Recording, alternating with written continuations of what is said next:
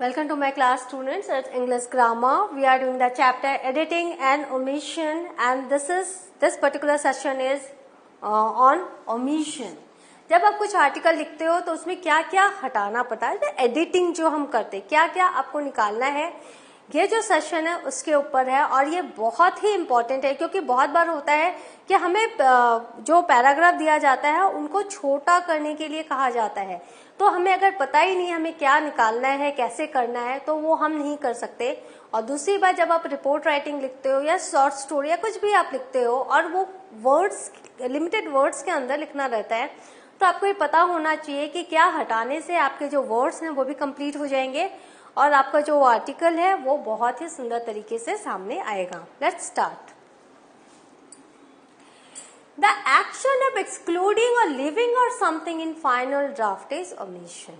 जब आप प्रैक्टिस करते हो, आपने देखा होगा जब आप प्रैक्टिस करते हो तो जो पहला जो आप लिखते हो और जब आप पांचवा या छठवा जब लिख के या जब पहले वाले को आप देखते हो तो आपको लगता है कितना सिली मैंने लिखा था, तो आप उसको क्या करते हो, ओमिशन करते ही करते, एडिटिंग करते करते एक फाइनल ड्राफ्ट तक पहुंचते हो और उसी को हम ओमिशन कहते हैं। क्या हटाना है ये जानना बहुत जरूरी है।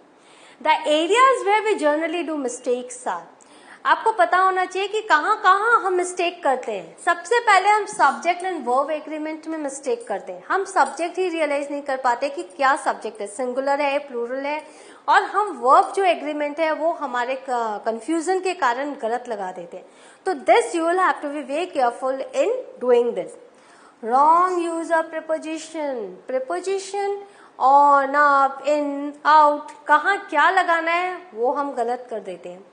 डिटरमाइनर्स एंड आर्टिकल, जब हम ए एंड दी कहाँ लगाना है, क्वांटिफायर्स कहाँ लगाना है, कहाँ मॉडल्स लगाना है, कैसे करना है, ये हम थोड़े कंफ्यूज हो जाते हैं जब हम लिखते रहते हैं।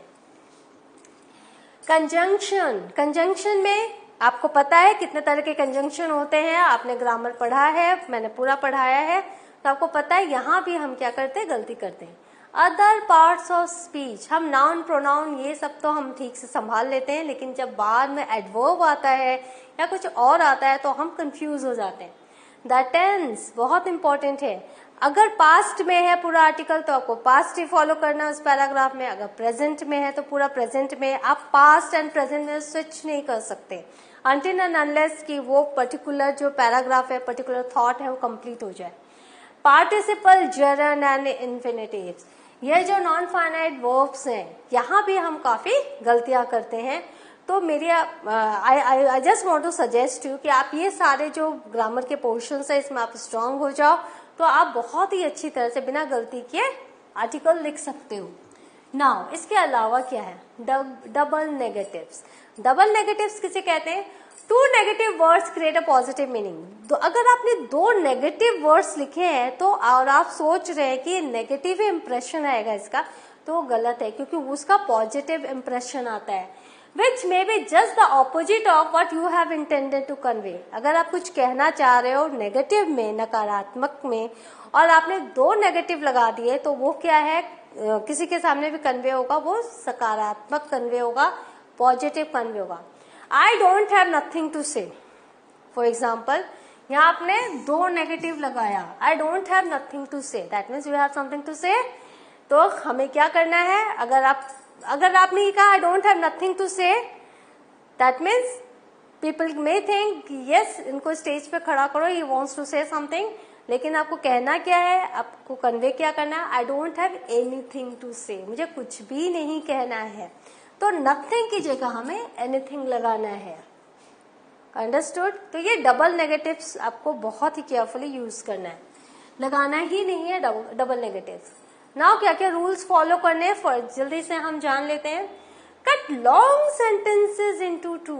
अगर बहुत लंबा आपने एक कॉम्प्लेक्स सेंटेंस डाल दिया तो क्या होगा, आपकी प्रीपोजिशन में गलती होगी और भी ग्रामेटिकल मिस्टेक्स होंगे, तो आप उस लॉन्ग सेंटेंस को आप दो सिंपल सेंटेंस में बांट दो, राइट? तो इससे क्या होगा, आप अपने मैसेज को अच्छे से कन्वे कर पाओगे। अवॉइड द एडवर्ब्स, वो जो ली वर्ड्स हैं, LY वर्ड्स, जो एडवर्ब्स आपको पता है, आपने पढ़ा है ग्रामर में, एडवर्ब्स को आप अवॉइड करो और उसकी जगह जो उसको आप अवॉइड करेंगे तो आपके राइटिंग में कोई फर्क नहीं आएगा।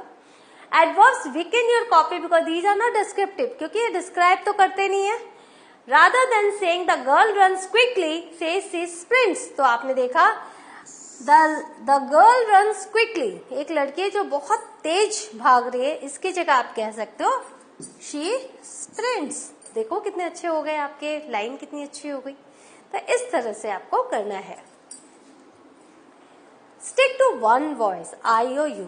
आपको नरेशन में एक ही वॉइस रखना है, इधर आई और यू. अगर आपको स्विच भी करना है तो आपको रीडर को बताना पड़ेगा कि आप आई से यू में गए हो. It is necessary throughout one piece of writing and if you must switch, start with one and finish with the other. एक फिनिश करो एक वॉइस, फिर आप दूसरे में आओ. Don't move back and forth between the two. तो reader जो है कंफ्यूज हो जाएगा. आप अपनी बात कर रहे हो, आप उनसे उनको आप सेंटर में रखे हुए हो, ये कंफ्यूजन हो जाएगी. तो आप इस तरह से बार बार स्विच मत करो. First you complete one thing, one voice, then you switch to another one. Remove extra punctuation. Punctuation marks जहां जरूरी है वहीं लगाओ, ज्यादा पंचुएशन मार्क्स मत लगाओ. A piece of writing littered with all sorts of punctuation doesn't flow well. क्योंकि आपको पता है पंचुएशन में कॉमा है तो पॉज है, कोलन है तो तब एक पॉज है, एक लिस्ट आएगी, सेमी कोलन है तो इस तरह से. तो अगर आप बार बार रीडर को रोकोगे पंचुएशन मार्क्स के थ्रू तो क्या होगा कि एक फ्लो नहीं रहेगा आपके आर्टिकल को रीड करने के लिए. Replace negative with positive. अपने आर्टिकल में हर समय डोंट, शुडंट, नेवर, ये सब वर्ड्स यूज मत करो. आप पॉजिटिव वर्ड्स को चूज करो. If you find negative statements in your writing that contain don't, shouldn't, can't और another such word, find a way to rewrite them without the not. Not के बगैर भी आप बहुत अच्छे से लिख सकते हो. तो don't write the negative words, turn into positive. Replace tough words with simple ones. अब बहुत सारे ऑर्नामेंटल वर्ड्स आपने यूज किए, आपको लगा रीडर तो बहुत इंप्रेस हो जाएगा, बट रीडर को समझ में भी आना चाहिए आपने क्या लिखा, क्योंकि आपने कोई डिक्शनरी तो वो खोल के देखने वाला नहीं है. तो इस तरह से स्टफी वर्ड्स की जगह आप सिंपल वर्ड्स लिखो. सिंपली आप अपने मैसेज को कन्वे करो. Remove redundancies. रिडंडेंसीज क्या होते हैं? जैसे एक ही थॉट को आपने दो बार लिख दिया, दो लाइन में भले ही अलग से लिखा बट थॉट सेम है. You don't need to say the exact same thing with two words. For example, my speech is straight forward and to the point. अब देखो, स्ट्रेट फॉरवर्ड और टू द पॉइंट एक ही बात को convey कर रहे हैं. तो आप ये लिख सकते हो my speech is straight forward, या फिर आप ये लिख सकते हो my speech is to the point. दोनों जोड़ने की जरूरत नहीं है. तो इन सब चीजों को आपको ओमिट करना है फाइनल ड्राफ्ट में. ठीक है.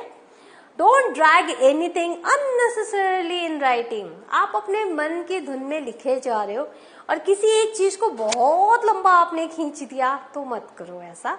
आप उसको थोड़ा से अपने भावनाओं को कंट्रोल में लाओ और उतना अननेसेसरली आप राइटिंग में मत डालो.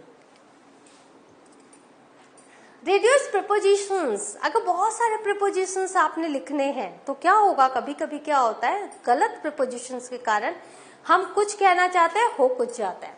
N easy way to cut preposition is to make something possessive. तो आपको पता है हम पॉजेसिव का यूज करते हैं. पॉजेसिव मार्क, ये देखो, योर नेबर्स कार, तो पॉजेसिव मार्क हमने यूज किया. तो हम पॉजेसिव के थ्रू भी हम बहुत सारे हम प्रीपोजिशंस को, ऑफ को तो कम से कम हटा ही सकते हैं. Cut in order to. अगर आपको कोई सेंटेंस लिखना है इन ऑर्डर टू, तो आप उसको इन ऑर्डर टू आप हटा सकते हो. In order to buy vegetables I went to market. कोई जरूरत नहीं है इन ऑर्डर टू लिखने की. To buy vegetables I went to market. तो ये 3 शब्द आपके निकल गए, तो कुछ तो कम हुआ 100 वर्ड्स में. तो ये आप हटा सकते हो. Don't use start to. Start to, I am starting to explain. No, I am explaining. I am explaining. तो starting to, start to लिखने की जरूरत नहीं है. Is the car starting to roll down the hill? इससे बेहतर है is it rolling down the hill. तो जो आपका मेन वर्ब है आप उसी से स्टार्ट करो. Rather than making start the active verb, use the verb that's actually more active, like rolling. तो आपका explain main verb है, आप उसी से start करो. I want to explain, I want to start to explain. No, never. No use of writing start to, right? Leave that. अगर that मैंने direct indirect में भी आपने देखा होगा, that आप हटा सकते हो. I decided that I would be a teacher. आप इसको लिख सकते हो, I decided I would be a teacher. Now replace thing with a better descriptive word. I have got a thing. अरे thing का नाम पता है तो नाम लिखो आप, right? तो thing वर्ड को हटाओ और उसका जो डिस्क्रिप्टिव वर्ड है वो आप लिखो. Avoid very and really. मैंने कहा ना ये सब एडवर्ब है. Very, very fine, very excellent, very हटा दो. एंड रियली, इन सारे वर्ड्स को आप हटा सकते हो. Make your word stronger. आपके जो एक्शन वर्ड्स है आप उनको बहुत स्ट्रॉन्ग कर सकते हो. Ditch the passive voice. आप एक्टिव वॉइस में लिखो. एक्टिव वॉइस अपने धुन में एक्टिव में लिखो, पैसिव में मत लाओ. जब आप पैसिव में लाते हो तो अननेसेसरी नंबर ऑफ वर्ड्स बढ़ जाते हैं. Refer to people as who, not that. जब हम पीपल की यूज करते हैं तो हम क्या करते हैं, हम यू हु लगाना है, दैट नहीं लगाना है. एलिमिनेट देयर इज और there are at the beginning of sentence. There is the village, there are many people. No, don't write with this. You can eliminate these two words also, right?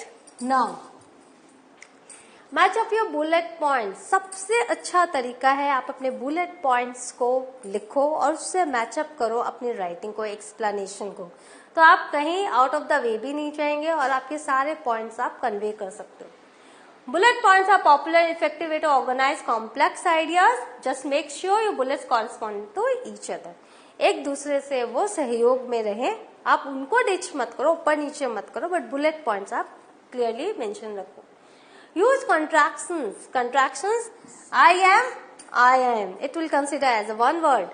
His, his. तो ये सारी जानकारी आपको बहुत जरूरी है omission में.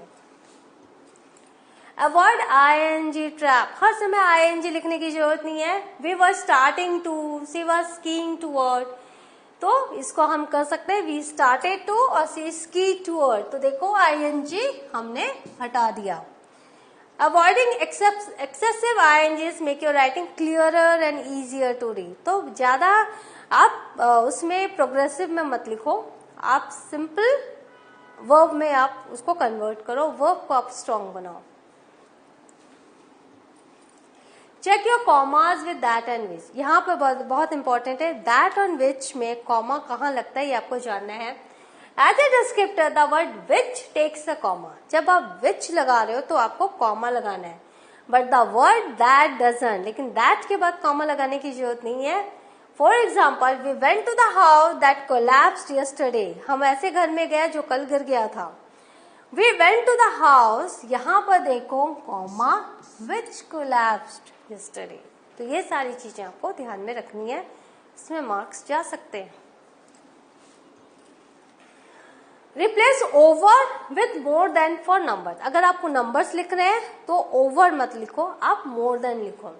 Over 200 people attended the event. तो आप लिखो more than 200 people attended the event. Hyphenate modifiers. तो जब हम हाइफन डालते हैं तो मॉडिफायर को whenever you modify noun with more than one word you need a hyphen. तो हाइफन से आप मॉडिफायर्स को आप एम्फेसाइज कर रहे हो. No need to hyphenate modifier that end in ly. लेकिन एडवर्ब अगर है तो उसको आपको हाइफन नहीं डालना है.